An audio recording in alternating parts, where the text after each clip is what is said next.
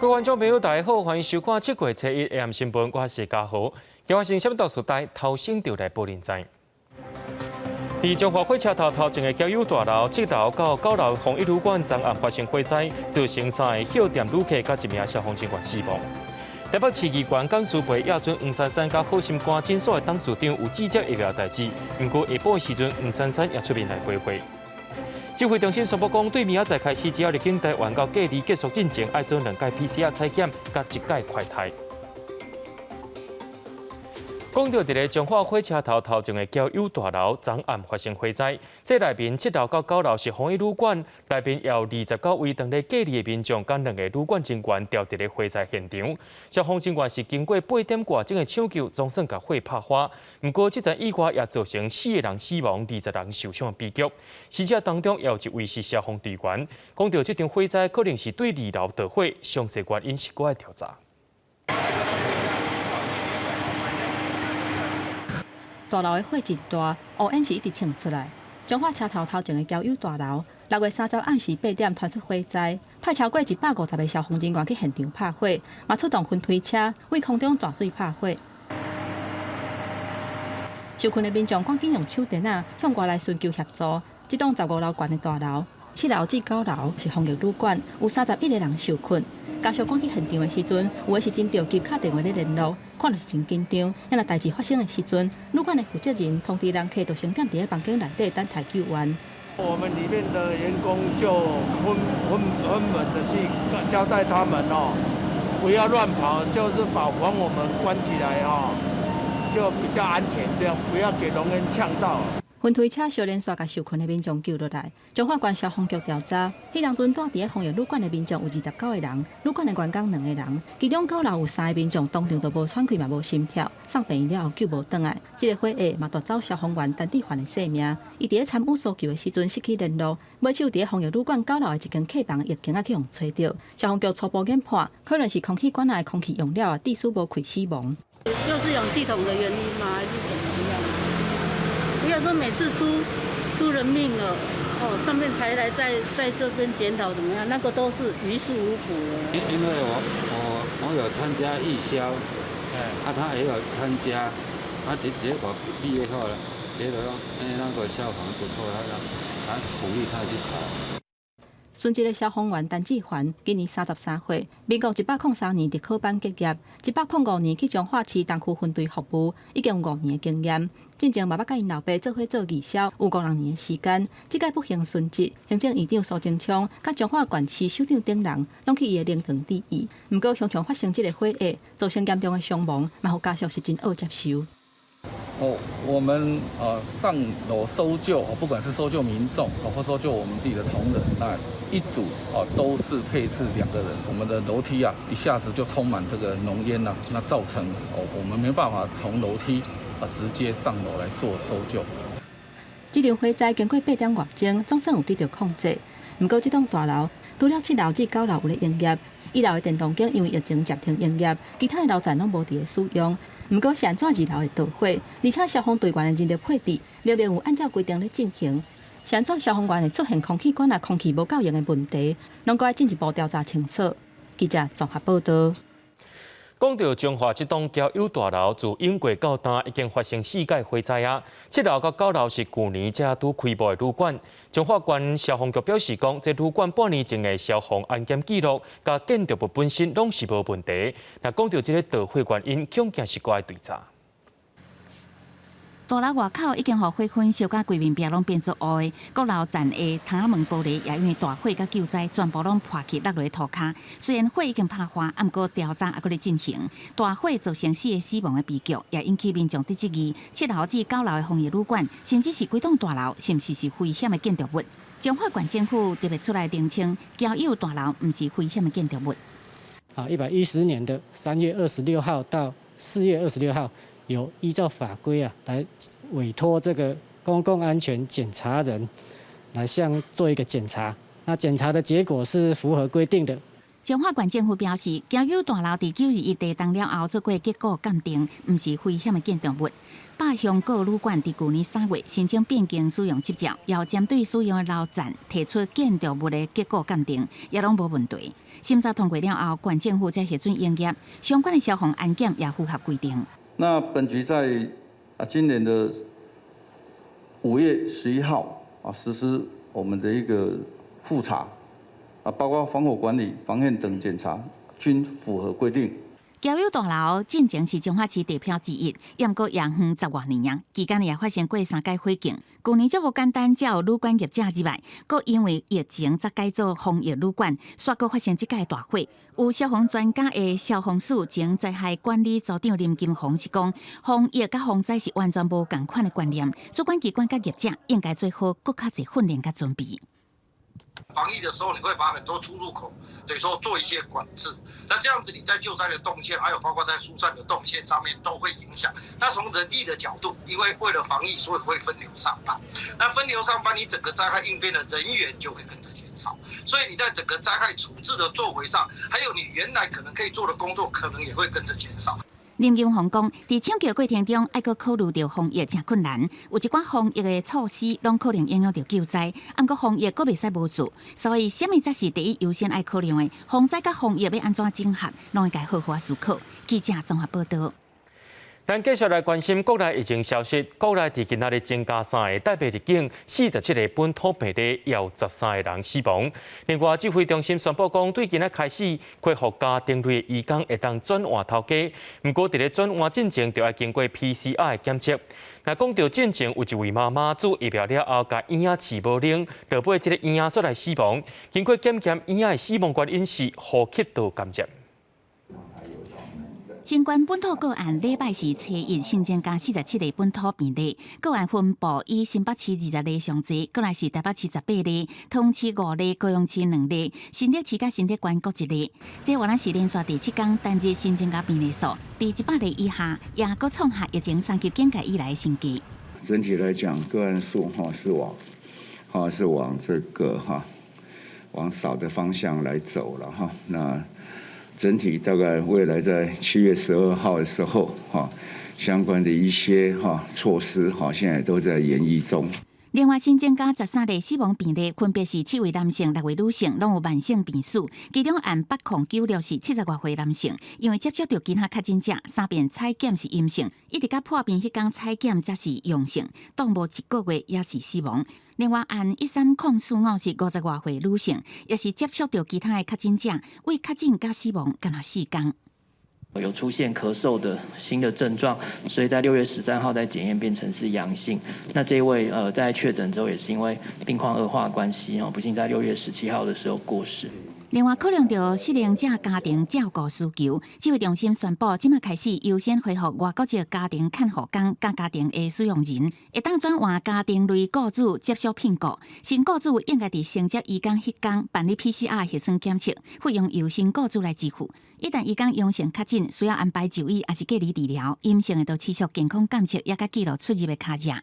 假如新雇主未依照这样的要求来做，我们也依照就业服法第57条第9项的规定，将处新台币6万到30万元的罚锾。若是疫苗注射了后发生死亡的不良事件，6月30新增加16例，其中75岁以上的有9例。另外，婚龄进前发生好像像妈妈做完 AZ 疫苗了后，倒来厝饲2个月大的红婴仔，隔天发现红婴仔死亡的案件，经过法医解剖了后发现，红婴仔死亡的原因是上呼吸道感染，也甲双气出现肺炎的情形。记者综合报道。讲到屏东发生 Delta 变种病毒的群组感染，经过调查，发现染病的果子龙因翁仔某和确诊的帮山阿嬷，伫6月10日拢去过放疗病院，而且因拢伫咧同一个空间等待要予医生看。指挥中心认为，讲这3个人应该是有牵连。放疗病院伫今仔日是继续休困进行消毒。县政府也呼吁民众，讲这6月10日到24这段期间去过放疗病院的民众，要赶紧去做体检。屏东枋寮国小的体检站，初一下晡排队的人是真多，因为原本枋寮高龙因人仔某感染源也不明。不过指挥中心即马证实，确诊Delta病毒的高龙这个太太，甲枋山的确诊者暗号14407的这个阿嬷，6月16早起伫咧枋寮病院，两个人互医生看的时阵，拄好伫咧隔壁间有共用候诊区，时间甲空间有关联性。他们在非常靠近的这个候诊区域哈，应该是有时间跟空间上的重叠。那至于说时间空间上的重叠，究竟有没有互相交谈，有没有这个比邻而坐，这些目前是不得而知。因应枋寮高龙这个太太疑似伫咧枋寮病院去用挂着，枋寮3个体检站会延到初2才结束。县府呼吁6月14至26这个期间，要去枋寮病院急诊或者是门诊的民众，都要赶紧去做体检。枋寮病院继续停止门诊做消毒，目前还未确定当时复诊，除了扩大酷热体检，县府嘛会加速做疫苗的速度。我一厝尔。哦，较袂惊。该感恩。这个阿嬷感动到后天，因为枋山乡长直接带伊护人员去因家己做疫苗。因为他行动不方便，非常不方便。昨天也有请他医生来快筛啊。枋山甲枋寮拢总15例 Delta 群组相关的案例当中，已经确定有12例是 Delta 印度变种病毒，互机密是真惊吓。就算有人已经体检是阴性，也是袂放心去买快筛的汽车来备用。上个月就只有卖一批，就是20个。就卖完，就卖完了。快筛的试剂供不应求，是因为那边民众有恐慌，要赶快去买回来做这个试验。枋寮的社区体检要持续进行当中，等体检结束了后，会做3天规个枋寮乡的大消毒。另外，为初2开始，卖进行第2波大规模做疫苗，希望透过多方面的防疫措施，莫阁出现新的案例。记者综合报道。屏东看山，咱来看到高雄去，伫高雄凤山某一栋大楼也发生群聚感染，今仔日是搁再增加2个，是昨确诊者的爸爸妈妈。所以因为这2口罩无熟悉也无交叉，市政府经过调查，认为可能是电梯上过翕病毒伫空间内面才会造成感染的。市长陈其迈也讲，这个案件和屏东的Delta病毒无牵连，目前感染源也已经找到啊。一栋大楼有5个人确诊。感染源到底是为倒位来的？和新北市的温子宫病院指标个案所引起的人母群聚案，佫拖去另外一个互相无熟悉的家庭。市府透过电子的行踪、车辆辨识系统，还佫有监视器的画面来研判，感染的源头可能是已经互污染的电梯。那从14359开始到目前为止，总共影响了6个家庭，总共有18个确诊个案。高雄佫增加2个确诊病例，都是前一天还无暗号的未汉字的负责人甲因翁婿，暗号14928甲暗号14929，嘛互人母的群聚案影响到2个家庭。市府表示，无通风的环境较会有病毒，怀疑这2户虽然无接触，毋过煞疑似饲到电梯的开关，或者是摸到其他的所在，了后佫去摸喙摸鼻，才会去挖到。呼吁民众等到厝内接洗手。凤山大楼嘛，扣了331个人，而且接触者的 PCR 采检拢是阴性，也若行踪相关的接触者，也有18个人在检验当中。因为他是每天都有出来呀，他很单纯的欧巴桑啊，他都是过路的，骑摩托车都是过路的。凤山大楼群聚案拢总5例，甲屏东Delta变种病毒敢有关联？敢有需要做基因定序？市府认为无需要。假如我们在流行病学可以找到它的感染源，那有流行病学的相关，那基本上就可以不用进行基因定序。但伊嘛强调讲，基因定序是针对找无感染源，或者是临床的状况较复杂的时阵才会采用。目前高雄的感染源拢有明确来掌握，并无基因定序的必要。记者综合报道。讲到台北市好心肝诊所违规共煮疫苗风波，政府逼出8条啊！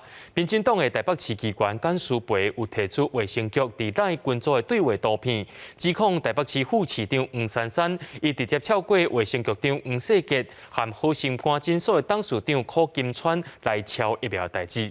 不过黄珊珊下晡出面来驳回，讲这寡对话内容是和伊的朋友，毋是和柯金川。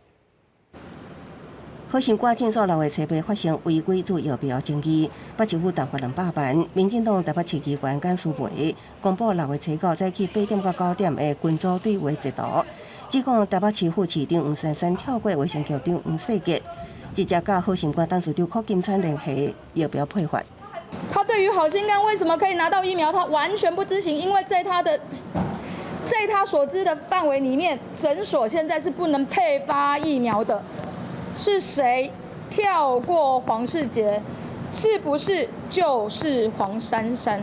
简书培提出的截图，初九早起8点17分开始，黄世杰陆续传柯金川和黄珊珊的简讯，希望尽速协助注疫苗。也署名第柯金川，若讲辅助方便，我来考虑，多谢。也感谢黄珊珊已经摕到甲驻完150档疫苗，也请黄珊珊各拨疫苗予好心肝。黄珊珊是亲自解释，强调甲柯金川只见过一摆面，是伫去年的体检观感大会赖对为朋友是变，毋是柯金川。检疫员拿的是卫生局的群组，是在6月9号之后，我把这个群组里面我原来贴在我们的普及群组里面的讯息，卫生局长把它贴到他们的群组里面，绝对不是在好心肝拿疫苗之前我去交代。黄珊珊说明，6月7日早起，朋友转来柯金川感谢伊予的150支疫苗的信息，也毋过因为初3到初8当天并无读信息，一直到暗时看到媒体报道才传信息予伊的朋友。想无柯金川为虾米要甲伊说多谢？因为根本都无到3天，也无甲卫生局讲，真正是要害死伊。我接到讯息，我没有转传。这是我作为一位行政首长很重要的，自己要去审视他能不能够做的事。这条线在我心里一直都有一把尺。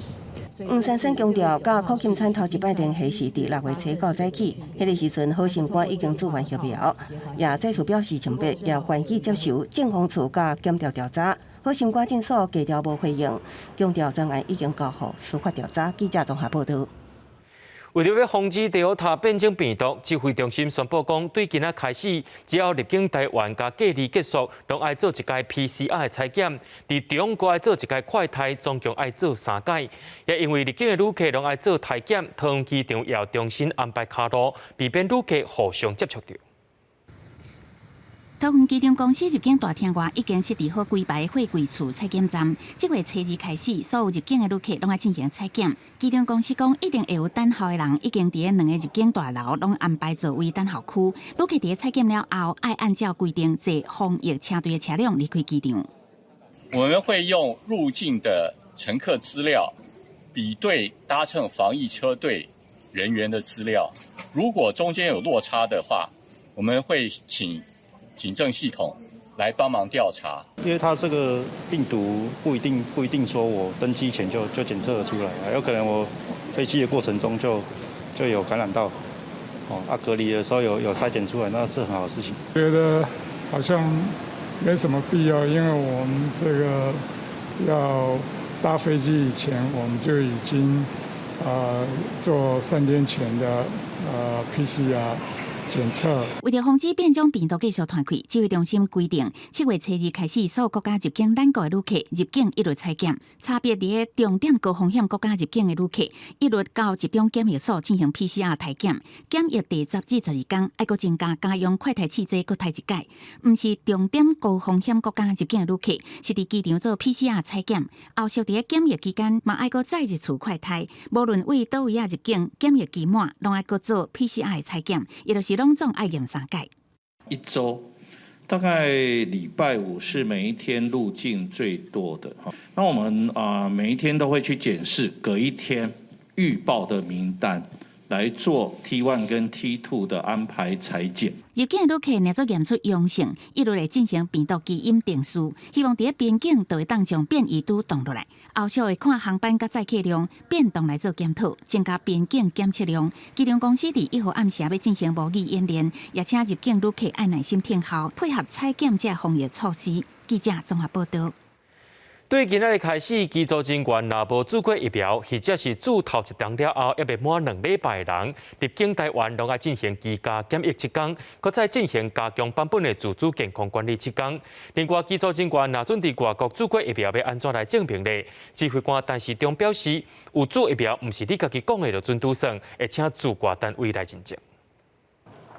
为7月初1开始，指挥中心严格管理机组员倒来台湾的检疫，无注疫苗或者是注第1档要未满2礼拜的人，都要7天的居家检疫，加上7天的加强版自主健康管理。7天加7天的政策实施的头1天，有机组员反映讲，已经伫外国注2档疫苗啊，所以向要求讲爱证明真实性。技术工会讲安怎证明？甲后手验血清抗体定数拢还未公布。不只是是这一群在国外已经打完疫苗的机师。事实上，我们在国内已经打完2剂，超过2个礼拜的机师的这个有关抗体检测之后，要来做个规范这件事情的详细的内容的相关规范细节，我们也还都不太清楚。民航局统计，到6月底为止，国际航空机师做完2档疫苗的比率是26.5%，空服员占14.8%，也就是大部分的机组员要是下用加强版的检疫政策。也若少数已经伫外国做2档疫苗的机组员，已经申请航空公司整理外国做疫苗的资料甲相关的文件，后续会来建议相关证明的措施。指挥官陈时中强调讲，机组员伫外国做疫苗，拢要经过外管的认证。机组员是不是有打过疫苗？这也不是嘴巴讲了就算。好，相关国际上对于疫苗的一个证件，现在各国也都积极在研议中。政委里面，那其实就可以请这个外管来做相关的一些协助。也就是讲，伫外国做完疫苗的机组员，目前一律爱执行7天加7天的检疫政策。也若安尼，敢会影响到航班的调度？国际航空业者表示，机组员的班表拢是前1个月就先排好的，会照指挥中心上新的规范来调整机组员的排班。记者综合报道。伫咧进前，台积电和鸿海拢有得到政府的授权，代表台湾向德国官将买 BNT 疫苗了后，行政院伫早起也宣布讲成立租借基金会买疫苗专案。租借基金会表示感谢政府，也希望会当赶紧授权，互因去处理疫苗代志。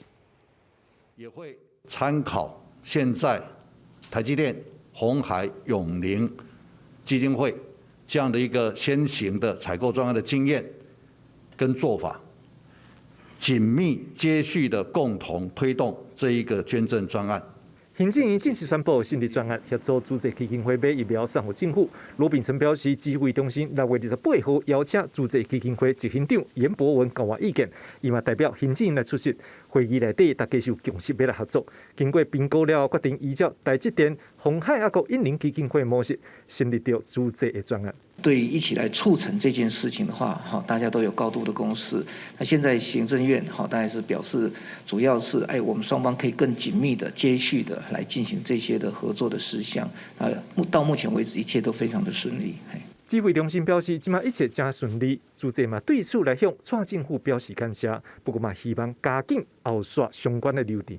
蔡总统的积极的支持，让我们这个案子可以顺利的这个往前。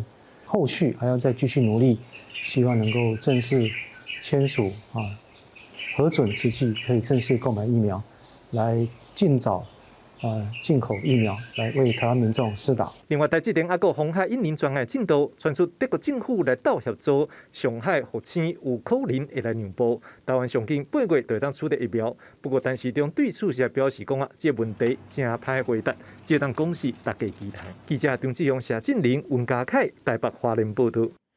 对着阮的镜头来看在地上大条，新北市今仔日有增加20个病例，市长侯友宜认为讲这疫情有渐渐伫咧稳定啊。另外，邦桥大湾坝一间百货公司有专柜小姐染到武汉肺炎，其他员工也有1600多人做过快筛，目前全部拢是阴性的。市政府也同意百货公司会当恢复营业。另外，讲到一个注文莫德纳疫苗规划，新北市正是用网络甲名单登记，目前还有3万多人听可来注文。新北疫情转好，初一单日新增确诊人数20例，主要分布伫板桥、三中堡、新店甲三峡。市长侯友宜将压协调表示，新北确诊有6成来自家户感染，甲台北市相关有4人，不明感染有2人，拢总扩大接触者982人，其中集场接触者是上大件939人，占96%，目前无 PCR 阳性确诊个案。就是三峡今天特别有3个人。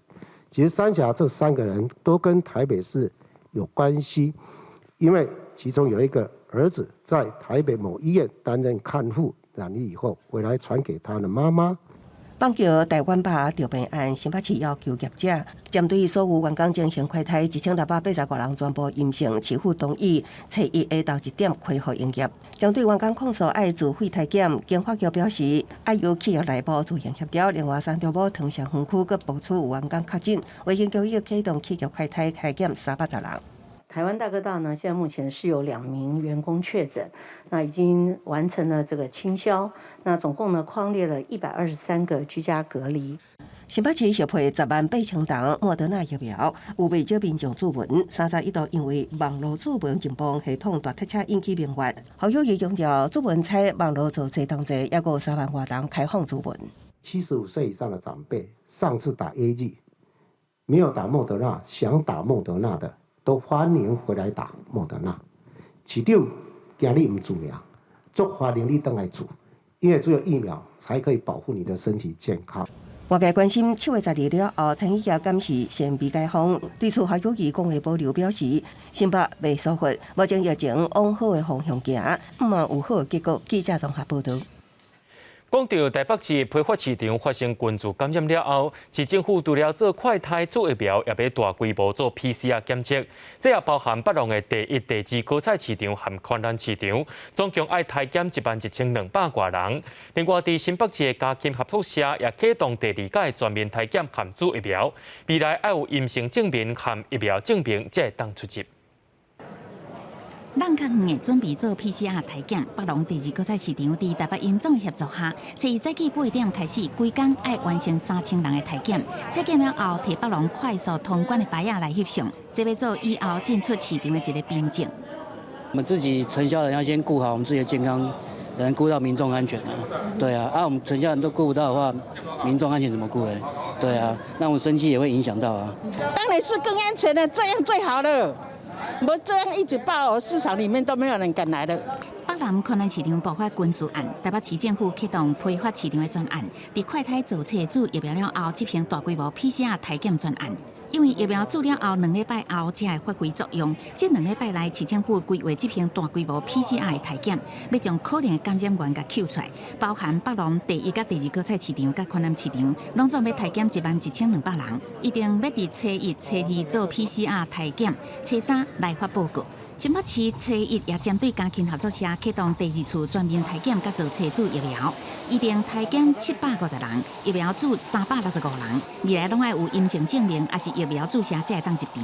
筛检过又第1天又施打疫苗，大家在里面工作又很放心，大家也感到安心。新北市要求感染的移工隔离停工，逐工开业前后一定要进行场所的消毒，最好人流管控、车辆的降载。记者综合报道。讲到全国实行3级警戒时间一直到7月10日，也因为最近疫情有较稳定啊，就有人开始话讲，敢会当小放冷封锁规定之类的。指挥中心表示讲，针对到餐厅甲夜市啊，可能会使用人为制方式，店员也着爱加强健康的管控。民众手摕着食物，哪行哪踅，看卖还阁有啥物物件会当继续买。相拍为5月15三级警戒以来，各大夜市都停个打，也毋过台北联合夜市已经先未解封，也互各界关心餐饮夜市啥物时阵会当重新开放营业。对此，疫情指挥中心准备推出餐饮夜市管理指引。一个餐厅就等于是一个物理性的一个间隔，跟其他是没有间隔的，所以会对于内部基本上内部人员的一个管理跟监控。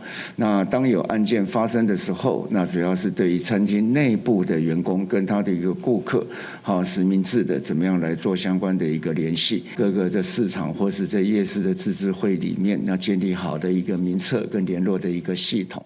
但市长表示，餐厅夜市拢甲这有关系，餐厅内容一定需要落实每回做保持社交距离，清洁消毒也是必要的。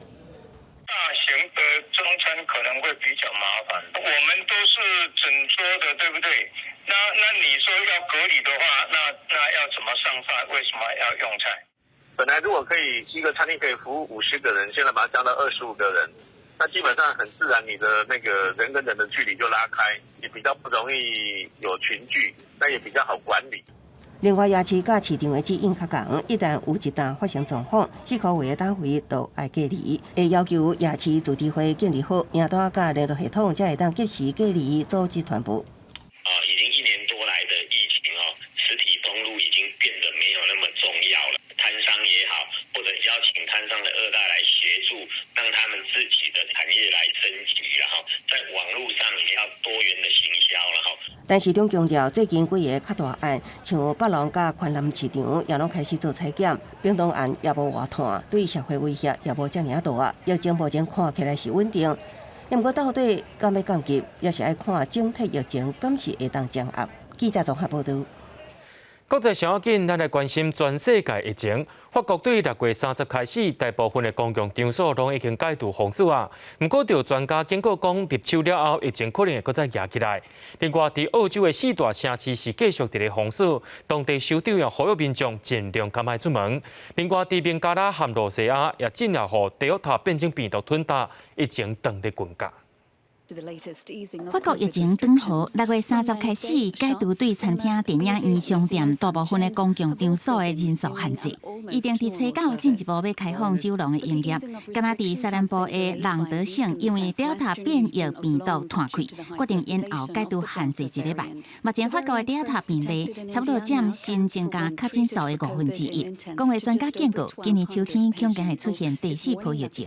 Quatrième vague, mais qu'elle va être beaucoup plus nuancée que les 3 premières. Parce qu'il y a un niveau de vaccination qui n'est pas du tout le même. 为了防止Delta 病毒传开，澳洲4座主要的城市持续封锁。疫情上较严重的新南威尔斯省，初一新增加24例本土确诊，其中还有一半是伫社区活动的情况下确诊。If we want the lockdown to succeed, all of us have to minimise our movements. All of us have to minimise our interaction with others, as difficult as that is, to make sure that the lockdown is successful. 孟加拉疫情变较严重，尤其是甲印度隔界的所在，Delta 确诊人数也不断升悬，病患客满病院，部分病院散数供应无够。政府初开始实施拢总1礼拜的封城，搁派出军警强制来执行。俄罗斯最近也拄到 Delta 病毒的侵袭，过去24点钟新增加超过2万的确诊。6月30搁通报669个人死亡，创下疫情以来的新高。另外一方面，俄罗斯总统普廷是公布家己所做的疫苗是国产的斯普尼克。根据克里姆林宫，普廷分别伫3月甲4月各注1支。公司新闻林浩如编译。伫咧南韩有真侪人行地路是用跳回方式，为着要防止这款的悲剧搁再发生，首尔的理工学院就开发出一台 AI 系统，要来防止民众发生意外。2019年，南韩总计有超过13700个人因为想袂开死亡。每一年拢有要500个人伫汉江的桥顶行地路。伫新冠肺炎疫情爆发以来，人数是有加无减。 2019년도에 비해서 2020년도 같은 경우 출동 건수가 약 30% 정도 늘어났거든요. 근데 작년 같은 경우 보면은 코로나가 발생된 이후로 젊은 층에서 지금 투신 우려자가 많이 발생되고 있는데 보통 20대, 30대에서 투신자가 많이 발생되고 있는데 저희 직원들이 그 부분에 대해서 굉장히 지금 안타깝게 생각하고 있습니다. 首尔理工学院为着这件代志，开发一套人工智慧闭路电视系统，用来侦测破断桥顶行路的人敢是会想袂开。因从2020年4月份开始，为监视录影机、感应器甲救援队的资料库，收集2800个影像的画面，输入人工智慧的系统，找出行底路的人因的行为模式。便若发现有人有无对等的举动，就会随通报给救援大队。 저희가 AI형 기반으로 딥러닝으로 모델을 돌려서 실제 상황을 탐지하고 사전에 예측할 수 있는 그러한 기능을 수행하게 됩니다. 그래서 투신 상황을 예측하게 되면 이런 인공지능 기반에서 알람이 자동적으로 시스템에 전송이 되고 관제 요원이 관측하에 출동 여부를 결정하게 됩니다. 首尔理工学院的研究团队当伫甲首尔市的消防甲灾难总部来合作，为10月份开始，伫500公里远的汉江大桥顶悬进行防范行底路的人工智慧闭路电视系统的测试计划。公司新闻王慧文编译。受到疫情影响，全世界旅游业这2年损失超过4兆美金，大约是台票111兆。专家也估计讲，上紧可能要等到2023年，甚至是搁较慢，旅游业才有机会来恢复。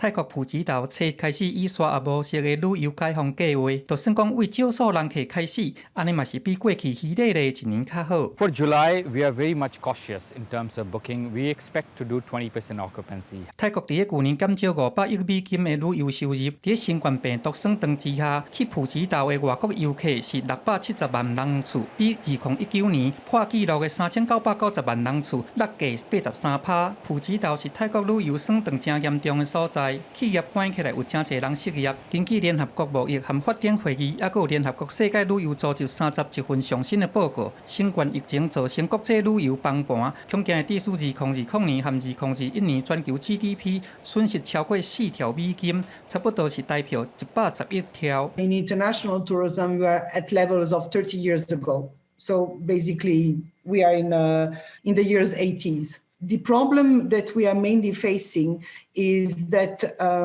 many livelihoods are really at threat. We have lost 1 billion travelers, so 1 billion opportunities for people to build livelihoods, especially in developing countries. 去年有真侪国家采取防疫措施内底一项，就是禁止非必要的旅行，所以国际旅游的人数减真侪。相关企业的损失估计有2兆4000亿美金，嘛估计2021年会差不多，范围落伫个1.7兆美金到2.4兆美金这卡兜。越南旅游业是毋是会当恢复？还佫有一大部分是爱看全球疫苗前的速度。专家估计讲，恐惊爱到2023年，也是讲搁较晚，国际旅游的人数才有可能恢复到疫情进前的规模。公视新闻黄韵玲编译。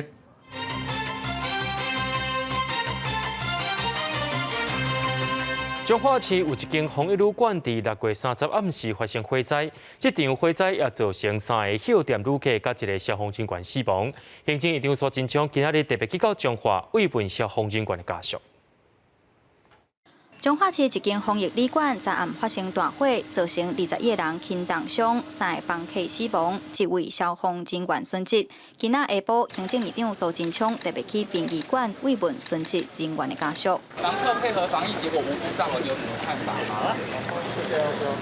面对媒体问题，苏贞昌无正面回应。根据彰化县政府上新公布的资料显示，这间防疫旅馆本地受27个居家检疫，2个自主健康管理民众，目前16个人搁在住院，其中3个人伫加护病房，另外10个人已经安排去其他的防疫旅馆。会发20万元的慰问金给予死者的家属，那早上我们这个工作都做完哈。那对于因公殉职，我们的消防人员我们都会从头来做复习哈。彰化市这栋商业综合大楼，伫1993年起好，前后后计共发生过4摆火灾。15楼高的大楼、7楼到9楼目前是防疫旅馆，其他楼层并无人员管理。依照法规哈，它有申请营业的楼层，我们才会来去做这个公共安全的检查和申报。它是在今年110年的3月26号到4月26号，有依照法规来委托这个公共安全检查人来向做一个检查，那检查的结果是符合规定的。消防局初步检判，导火所在伫2楼，所造成住伫关楼站的3位民众死亡，1位消防人员损失。防疫旅馆发生火灾的指引敢有够明确，消防设备敢有够齐全，佫需要进一步调查。记者杨淑晴彰化报道。政府伫今仔日有公布放劳薪假的劳工有13626个人，比顶礼拜是增加3成。其中新北市上介济有3000人伫咧放无薪假。若讲到这个观光所在，亲像是9份老街，大部分是无人开店。这趴大红灯敢若剩铁门小瓦，新北市瑞丰9份老街观光闹热的景致，即马已经看无。9成9个店头暂停营业，咖啡店、乌烟店、调酒店看无半个员工。今天来有吓一跳吗？有，差很多啊。对啊。为什么你们会预计说有一些？因为我们南部那边是有的都会开，不至于多到这样一条逛过去全部都是铁门。我之前休困。我定义就是。因为咱若有生意嘛，做有生意是即马才安尼，无较早生意拢出好，应该拢无钱啊，啊无做生意免哪有钱。初一公布的无薪假统计，企业比顶礼拜增加318间，来到1305间，增加幅度是32%。劳工13626人，比顶礼拜增加33%。领大数餐饮业所占的人数上济，超过4000人，所以都是中盘甲零售业2000多人。除了服务业、观光旅行业者，伫医疗、美容、手术这个疫情非必要的诊所，也有员工互人放无薪假。比如说从事医美的啊、中医啊、牙医啊、复健科这些等等，看起来人数这一期也增加了436人，好，相较来讲也比较多一点。以县市来讲，新北市比顶礼拜增加上济，目前有3188个人，互人放无薪假，加600多人；宜兰县有500多人，显示观光这个行业因为上北疫情严重，连带原来受到牵连。记者综合报道。讲到外送员目前算伫咧第7类的主疫苗对象，对6月30下晡开始，北部地区外送员就能收到主疫苗通知。不过，伫咧台南地区，所有外送员也收到啊，就人怀疑讲这名单确实有问题。提出6月30收到的信息，通知会使来做疫苗啊。公路总局讲，目前疫苗是先分配予双北市、基隆、通的外送员。也毋过，全国外送产业工会讲，伫外送员的群组内底，有传出南部的Uber Eats外送员嘛收到信息，大家伫咧质疑疫苗注册是毋是有问题？我有听讲有一寡台南的外送员嘛有收到讲，拍疫苗的通知啦，但是我嘛唔知讲这是真的还是假。他是说他有可能是不是之前是在这边外送，那后来他回去中南部。针对名单可能有错误的部分，记者伫发稿进前是也未得到Uber Eats的回应。苏碧豪讲，虽讲大家拢真欢喜会使来做疫苗，不过目前也是有北部的外送员也未收到会使做疫苗的信息。Uber Eats目前是较侪啦，Foodpanda可能要等较尾啊，即几工才阁看罢来，目前拢也未收到。为公布到即摆吼。拢无甲外送员讲，到底安怎做名册，有啥物标准会当写入名册内底？即中间拢无甲阮参详过，我感觉说这是较无理想啦。我们大概就是会看一下那个疫苗的一些相关的那个剂量的部分，然后来做那个先后顺序，就是会慢慢的再来安排啦。他先给我一些相关的优先名单嘛，哈，那我可能就是我疫苗的数的部分，然后就是看这些几个平台的这些业者部分，然后就是会去分配它的相关的比例嘛。Foodpanda讲，因名单是真早就送予交通部，内底有开始做外送工课的时间等资料，详细会使做疫苗的名单甲时间，拢是由交通部甲 CDC 来决定的。记者郭碧君、郑派文台北报道。行政院会今日通过真侪项修正草案，包括3检假会对5天变做7天，而且翁仔埔也会当做伙邀请留职停薪。这段期间的补助也对薪水投保的6成增加到8成。为着降低父母生囝、教育囝的经济负担，行政会是通过修正性别工作平等法、还有就业保障法等法案，会来开放劳工还有军职翁仔某会当工作时间来申请育婴留职停薪，并且请领津贴。这受到帮助人数差不多是45.5万人。新产检验的假期嘛，为即卖5天增加到7天，新增加这2天的薪资是由政府来补助，受到帮助的人数差不多是9.3万人。这法案拢会送2万亿来新查，不过新产检验假的部分呢，会当为7月1号开始来实施。如果雇主愿意优于法令，提前给这个第6天、第7天产检假的话，我们也同样会给予补助。那根据我们的了解，我们国内已经有相当知名的事业单位已经在今天开始来响应，包括我们的护国神山台积电。7月1号开始嘛，几项劳工新制要来实施，包括着新产检验是为10届提悬到14届，并且增加检验的项目。本证的补助嘛，上悬是6届，育婴留职停薪的津贴是为6成薪水提悬到8成，并且嘛开放申请育婴留职停薪的期间的弹性。另外8月1号开始嘛，要来提悬育儿津贴，还有托育的补助，希望大家会当愿意加生一寡囡仔来培养下一代国力。都是自怀孕到养小孩相关必要的支出，政府都全力负担帮忙，而且明定就从今天开始实施。另外，政府嘛修正性别工作平等法第19条，来开放无到30人的事业单位会当来协商适用弹性工作时间，会来送立法审查。记者张志勇、谢庆林台北报道。全国3个境界到今即时照护机构也拢无开，为了要减少家庭的负担，台北市今是开始营运咯。不过人数有管制，若准备登记 PCR 也着爱阴性才会当。南面伫运动机行行咧，南面去看电视、找代志做，度时间。今年20岁是急动症、智能障碍，也是养型患者的悠悠，已经安尼伫咧厝个5月月。逐工就比迄个门啊，要出去啊，摕安全帽啊，然后拿外套、背书包啊，要出去去上课啊。啊，毋过出去佫是风险，佫唔敢会出去。阳台行行的啦，房间行行的啦，就这样而已。无法度去适龄照护中心学习，自本的生活节奏也拢拍乱去。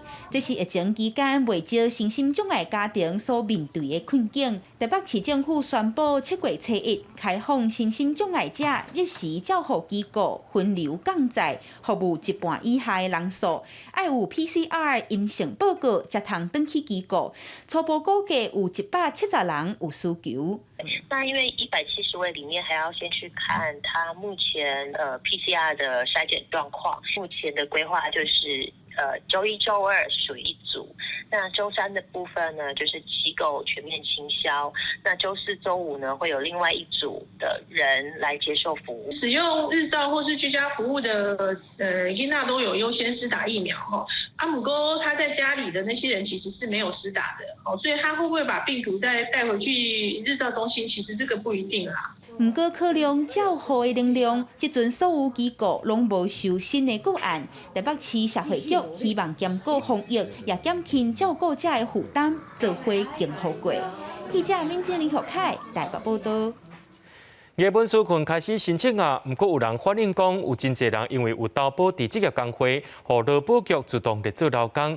劳工要来申请文化部的纾困，却是互人退惊，希望相关单位会当赶紧来解决。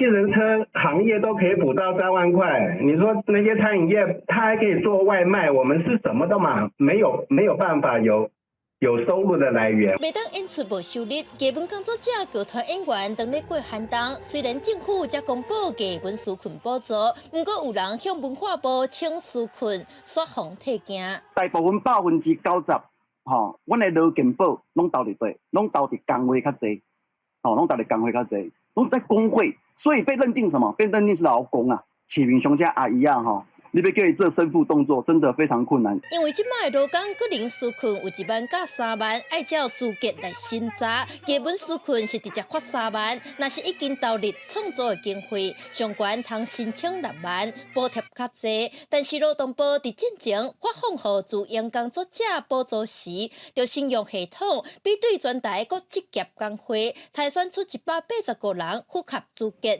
其中包括伫工会的基本人数。不过因根本也未申请劳工纾困，嘛无领到补助，即马刷卡伫遮。我们的数量很大，因为有185万。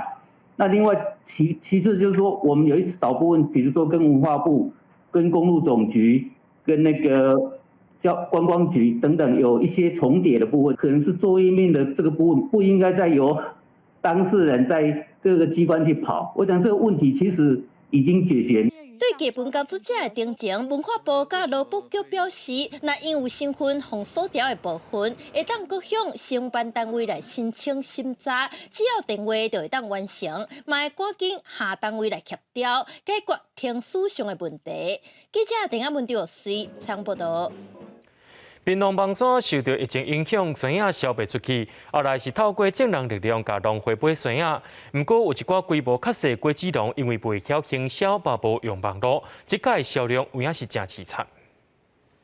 你讲钓鱼啊，钓落哇，因为钓，伊就是挽袂去嘛。规山坪果子树的酸影已经大粒，果子农线袂复挽。这位住房山的赖姓果子农，因为一家伙仔5个人，有3个人咧隔离，剩伊个上细汉的查某囝，这一架外的果子园只好专交予伊一个人采收。自己一个人采啊，自己一个人不能这样子啊，因为现在你要请工人帮忙的话也不好请啊，人家不敢来啊。还好是有我好朋友，没有他上来帮忙我。若请无工，即马嘛无人敢来收酸影。房山有困难的果子农，唔那伊，真侪小农厝内甲仓库嘛满拢是酸影，还未出货。进前阁改加帮买房山酸影，农会订单全满啊！大家叫是房山酸影拢卖了啊！其实有小农估算一直到7月底，因阁有3000多箱的酸影无人买。房山啊、春日啊、狮子乡啊。现在啊，还是有很多果农的芒果都是盛产期，还在大采收。我们发现，我们的孩子很多家里都是果农，都是小农。那家里的因为受疫情影响，经济上都有很大的打击。因为真侪果农无通路，屏东资费医专的老师做一开买50箱酸影，学校嘛呼吁校友甲各界做伙来支持未晓行销的小农甲老农，嘛支持屏东酸野。记者陈嘉文、赖伟做屏东报道。有医生提醒讲，面对佫较高危的 Delta 变种病毒，那对外口登记处理进前消毒的工作爱做好十全。另外嘛，提供居家防疫10大重点，要互民众知影。新冠肺炎 Delta 变种病毒入侵台湾，面对疫情的变化，医生提醒大家，除了爱定定洗手、挂嘴烟来降低风险，还要配合运动来提升免疫力。原则上，这届病毒会在一般无性命的表面上活6天到9天，所以清洁的工作绝对袂当轻忽。首先要注意的地方是鞋子，那鞋子我们尽量脱在门外。那如果带进室内，也要注意鞋底的消毒。身上穿的衣物啊，我们都是脱下来尽快换洗。那同时也要注意像头发啊、脸部啊跟身体，尽量也是洗头洗脸。罗俊伟本身是医生，嘛是3个囡仔的爸爸。伊讲，家己回去厝内第一件代志，一定会去洗面，规身躯嘛会洗清气。另外，伊嘛提出防疫还有10大重点：勤洗手、戴口罩、保持社交距离、鞋子要放在门外、小心脱除口罩、护目镜或眼镜，口罩直接丢弃。去完人多的地方，回家要洗澡、洗脸、洗头。好，保持通风，然后尽快接种疫苗。罗俊伟讲，自我防疫工作是真重要的代志，自生活细节开始做起，才使避免甲病毒炸转去厝内。另外，若是有定期回诊的需求，嘛使尽量利用远距实时门诊来降低感染的风险，保护家己，也保护大家。记者刘君豪新竹报道。假期期内学校开放校园空间借册，也增加借册时间甲数量，让学生囡仔伫休热期间会当点处理学习。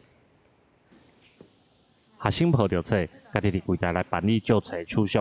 学校开始来休热，假期市个小鼓励学生休热期间会当提悬借册数量甲时间，配合防疫伫厝加看册。安全考量是最重要，重要的是，难得一次可以借到10本，因为平常孩子的没有办法借到这么多册。现在就是疫情很严重，所以说是要分开这样，是不是？那你打算要借几本？10本。配合防疫的要求，室内空间袂当超过5个人。学校运用目前注疫苗的方式来甲学生做分流，透过电子化的设备，学生家己就会当来借册行册。跟这个余美定式的打法是很类似的，所以加大了距离，也加快了速度，所以在这个防疫的期间是更安全的一个借阅方式。市政府教育处表示，市内学校拢有用家己的空间安排学生来学校的图书馆借册。有家长嘛表示，已经开始休热，分流的方式，互因带囡仔来比较较安心，而且册一届会当借2个月，唔那方便，嘛互囡仔会当好好来看。记者林慧婷家己报道。观众朋友，咱做伙来看明仔载天气。北部地区对26度到36度，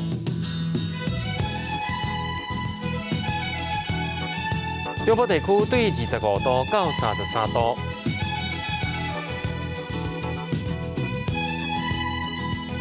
南部地区对25度到32度。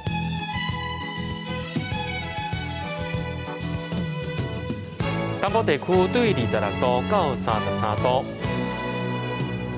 再来看外岛地区，对25度到34度。感谢各位观众朋友收看今日的AM新闻，我是嘉豪，咱明仔载同一时间再会。